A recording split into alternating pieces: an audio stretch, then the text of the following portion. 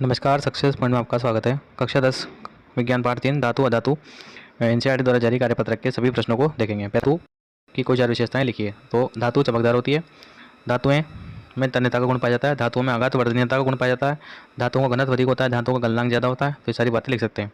PVC का पूरा नाम तो पॉली वाइनिल क्लोराइड या पॉली विनाइल क्लोराइड। नेक्स्ट है, उस अधातु का नाम बताइए जो द्रव अवस्था में पाई जाती है। तो कौन सी धातु है? ब्रोमीन। ठीक है।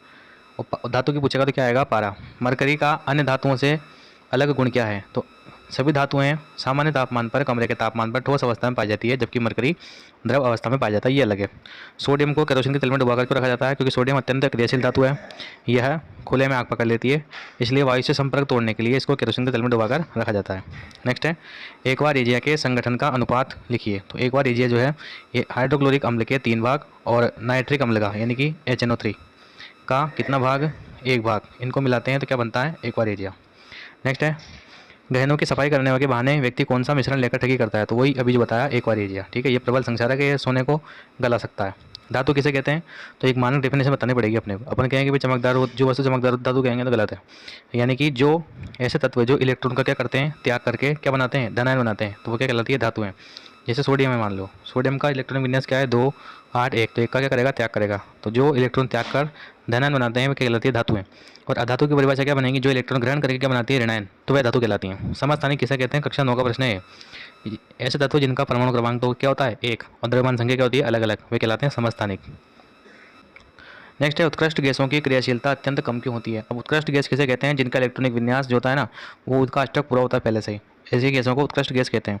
तो यानी कि अब जिनका अष्टक पहले से पूरा है, इसका मतलब वो क्रियाशील रहेगी क्या नहीं रहेगी? जैसे मान लो किसी का इलेक्ट्रॉनिक विन्यास ऐसा है, ठीक है, तो अब ये न तो इसको इसी को किसी से लेना है न देना है, यानी कि ये क्रिया नहीं करेगी, तो यानी कि उत्कृष्ट गैस ये होती है। ठीक है, इसलिए इनकी क्रियाशीलता अत्यंत कम होती है। नेक्स्ट है, आयनिक यौगिकों में पाए जाने वाले बंध का नाम लिखिए। तो कौन सा बंध बनता है? आयनिक आबंधी बनता है आयनिक यौगिकों के बीच में। आयनिक यौगिकों का गलनांक और क्वथनांक उच्च होता है, इसलिए उच्च होता है क्योंकि इनके मध्य मजबूत आकर्षण बल पाया जाता है, स्थिर विद्युत आकर्षण बल पाया जाता है, इसलिए इनका गलनांक और क्वथनांक उच्च होता है। जैसे कि नमक NaCl, नमक को पिघला सकते हैं क्या अपन? 100 डिग्री तापमान पर गर्म को तो भी नहीं पिघलेगा। 1500-1600 लगभग इनका गलनांक होता है, इसलिए आयनिक यौगिकों का गलनांक उच्च होता है। नेक्स्ट है, सोडियम व मैग्नीशियम के लिए इलेक्ट्रॉनिक बिंदु संरचना लिखनी है। ठीक है, तो सोडियम का Na लिखेंगे। सोडियम का इलेक्ट्रॉनिक विन्यास क्या होगा? 2 8 1। तो बाह्यतम कोश में कितने इलेक्ट्रॉन है इसके? 1। तो हमेशा इलेक्ट्रॉनिक विन्यास में सबसे बाहर जितने इलेक्ट्रॉन होते हैं उसको दर्शाते हैं, तो यहाँ केवल एक डॉट लगा दें आप, ये इसका इलेक्ट्रॉनिक विन्यास हो जाएगा। नेक्स्ट है मैग्नीशियम, तो मैग्नीशियम लिखेंगे Mg। अब मैग्नीशियम कितने नंबर पर आता है? 12 नंबर पर आता है। ठीक है, तो पहला है 2, दूसरा है 8, 10 हो गए। फिर कितने आएंगे? 8 18 हो गए, और फिर कितने आएंगे? 2, यानी कि इसके 2 इलेक्ट्रॉन दर्शा देंगे।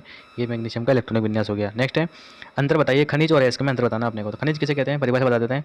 तो भूपर्पटी पर पाए जाने वाले तत्व यौगिकों को क्या कहते हैं? खनिज। और अयस्क किसे कहेंगे? जब किसी स्थान पर कोई तत्व यौगिक अत्यधिक मात्रा में पाया जाता है और जिसे निकालना लाभकारी होता है, वह अयस्क कहलाता है। वर्जन किसे कहते हैं?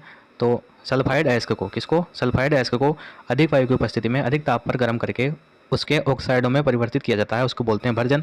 और निस्तापन किसे कहते हैं? कौन सा अयस्क को? कार्बोनेट अयस्क को जब वायु की अधिक मात्रा में सीमित मात्रा में अत्यधिक ताप पर गर्म किया जाता है और कमी चेंज करते हैं ऑक्साइड में, तो उसको कहते हैं निस्तापन। नेक्स्ट है, उदर में यानी कि पेट में जलन होने पर एंटीसिड का उपयोग क्यों करते हैं? तो जलन होती है, इसका मतलब कौन सा अम्ल बन रहा है आपके पेट में? HCl। अब इसको उदासीन करने के लिए क्या खाना पड़ेगा आपको? क्षार खाना पड़ेगा। तो एंटीसिड का मतलब क्षार, तो इसलिए क्षार का उपयोग करते हैं ताकि वो क्या हो जाए? उदासीन हो जाए। नेक्स्ट है, 2 अधातुओं के नाम बताइए जो प्रकृति में मुक्त अवस्था में पाई जाती है। सोना और चांदी, यानी कि सिल्वर और चांदी, है ना, ये है सोना, ये है चांदी। नेक्स्ट है, उस यौगिक का नाम लिखिए जो चांदी को कालापन प्रदान करती है। अब चांदी काली कैसे पड़ती है भाई? तो चांदी जो है ना, वो वातावरण में उपस्थित किससे क्रिया कर लेती है? सल्फर से, सल्फर गैस से क्रिया कर लेती है और क्या बनाती है? सिल्वर सल्फाइड बनाती है। तो इस कारण से चांदी क्या हो जाती है? काली हो जाती है। नेक्स्ट कार्यपत्रक है, कॉपर के संक्षारण को समझाइए। अब कॉपर का संक्षारण कैसे होता है? तो कॉपर जो है वातावरण में उपस्थित किससे क्रिया करती है भाई? CO2 से क्रिया कर लेती है, और CO2 से क्रिया करने के बाद में इसका रंग कैसा हो जाता है? हरा। तो ये होता है कॉपर का संक्षारण। नेक्स्ट है, यशद लेपन किसे कहते हैं? तो जस्ते पर लोहे पर किसकी परत चढ़ाना? जस्ते की परत चढ़ाना यशद लेपन कहलाता है, ताकि संक्षारण से बच सके। स्टेनलेस इस्पात का मिश्र धातु लिखिए। तो किससे मिलकर बना होता है? एक तो होता है लोहा, है ना, एक तो क्या होता है? लोहा, एक होता है क्रोमियम, एक होता है निकल। तो ये तीनों मिलकर के किसका निर्माण करते हैं? स्टेनलेस स्टील का। नेक्स्ट है, ओलंपिक खेलों में प्रदान किया जाने वाला कांस्य पदक कौन सी धातुओं का मिश्रण है? तो कांस्य का मतलब कांस्य का है, कांसा किस किस से मिलकर बना होता है? कॉपर प्लस टीन से। ठीक है, टीन से, दोनों से मिलकर बना होता है। देख नेक्स्ट है मिलान करना है अमलगम। अब अमलगम किसे कहते हैं, जहाँ पारा होगा वहीं अमलगम होगा, यानी कि कोई सी भी एक धातु प्लस पारा हो तो उसको अमलगम कहते हैं। पीतल, पीतल किस किस से मिलकर बना होता है, तांबे और जस्ते से मिलकर के कौन बनाता है, पीतल। नेक्स्ट है सोल्डर, सोल्डर बनाता है सीसा प्लस टीन के मिश्रण से। और नेक्स्ट है सोने के गहने, तो सोना तो हो गई इसमें, और साथ में क्या मिलाते हैं, तांबा या क्या मिलाते हैं, चांदी मिलाते हैं। ठीक है, तो ये सही हो जाएगा। नेक्स्ट है गीजर बनाने में तांबे का उपयोग होता है, इस्पात का नहीं होता, इसका क्या कारण है, तो इसका कारण है क्योंकि गीजर होगा तो गर्म पानी रहेगा, तो हम लिखेंगे इसमें कि भाई इस्पात जो है वो गर्म पानी के प्रति ज़्यादा क्रियाशील है, इसलिए इसका उपयोग नहीं होता, तांबे का उपयोग करते हैं।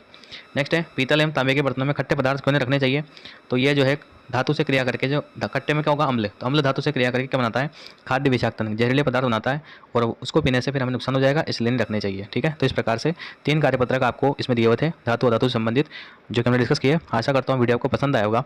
मिलते हैं नेक्स्ट वीडियो में, धन्यवाद।